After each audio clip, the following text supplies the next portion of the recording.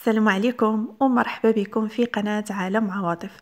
كنتمنى تكونوا باحسن الاحوال وفي صحه جيده وانتم كتشاهدوا الفيديو ديال اليوم. الوصفه ان شاء الله غادي تكون فطائر المقلاة اللي سهله في التحضير وسريعه وكتجي من اروع ما يكون. توجدوها حتى لاخر لحظه الفطور او الكوتي ولا اروع، بدون خلاط كهربائي وايضا بدون اختمار. الى عجبكم الفيديو ما تبخلوش عليا باللايكات والتعاليق ديالكم المحفزه، ويلا نبداو التحضير. غادي نبداو مباشره في التحضير وفي نفس الوقت كتشوفوا معايا المكونات. فغادي نحتاجوا بيضه واحده، وغادي نضيف 8 غرام من سكر الفانيلا، وملعقه كبيره من السكر حبيبات، نصف ملعقه صغيره من الملح، وغادي نزيد 2 ملاعق كبيره ديال الزبده مذهبه. من بعد غادي نخلط هاد المكونات جيدا. فهاد الوصفه ما غاديش نحتاجو الخلاط الكهربائي، غادي نستعملو فقط الطراب اليدوي. وملي كنطرب هاد المكونات جيدا غادي نضيف 2 كؤوس من الحليب الدافئ. هاد الكأس هذا اللي كنستعمل فيه 200 ملي، ف2 كؤوس يعني بالمجموع 400 ملي من الحليب الدافئ. وكنرجع نخلط مرة أخرى حتى كينسجموا المكونات. من بعد غادي نبداو كنضيفو في النواشف. فغادي نضيف كأس من الدقيق الأبيض ما يعادل 110 غرام، و8 غرام من خميرة الحلويات، وكنخلط الكل جيدا.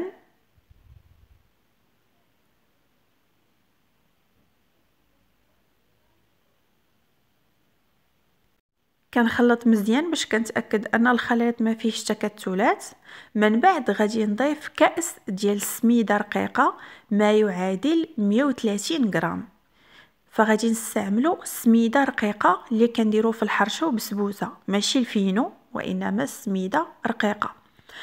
كنخلط مزيان حتى كينسجموا المكونات تماما، وكنشوف ان الخليط ما فيهش تكتلات. دابا غادي نغطيه بالبلاستيك الغذائي وغادي نخليه كيرتاح لمده ديال ربع ساعه. من بعد ربع ساعه فغادي ندوزو باش غادي نبداو نطيبوه. بطبيعه الحال غادي تشوفوا القوام ديال الخليط انه تقال واحد شويه لان السميده كتشرب. وكنبداو كنطيبو، كنديروا المقله على النار حتى كتسخن. من بعد كنديروا فيها واحد الرشه خفيفه ديال الزيت، كنديروا كميه من الخليط،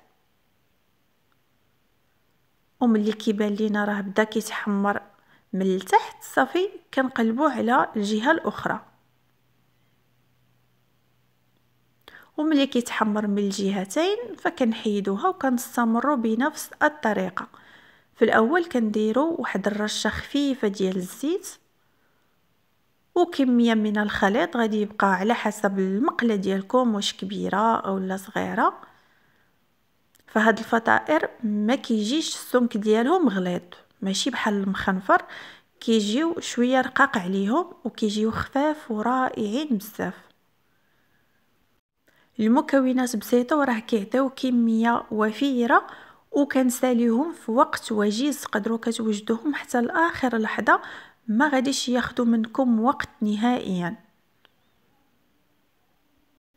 بالنسبه للزيت فكنرشوه غير في المره الاولى قبل ما كندير الخليط، اما ملي كنبغي نقلبها فما كنحتاج انني نرش الزيت، فكنرشوه غير دابا هكا في الاول رشه خفيفه، وكندير كميه من الخليط. وملي كيبان ليا الجوانب هكا بداو كيحمروا يعني صافي كنحس بها هكا راه صافي تحمرات من التحت، كنقلبها باش كتحمر حتى من الفوق، ما غاديش نحتاج نزيد الزيت. وكيجيو هكا محمرين واللون ديالهم زوين، وحتى في المذاق كيجيو روعه، كيجيو خفاف كيذوبوا في الفم. المهم انا ساليت الكميه هي هذه، وكتساليوها في وقت اللي قصير بزاف. وشوفوا معايا القوام ديالهم كيفاش هكا كيجيو خفاف وتقدروا دهنوهم هكا، تقدموهم باي حاجه بغيتو. انا دهنتهم بالخليط ديال الزبده مذابه مع العسل، دوبت الزبده وضفت ليها هكا العسل، وغادي نضيف هذا الخليط من الفوق. كيجيو رائعين بزاف. كنتمنى انكم تجربوهم وينالوا الاعجاب ديالكم، وان شاء الله نتلاقاو في وصفات اخرى.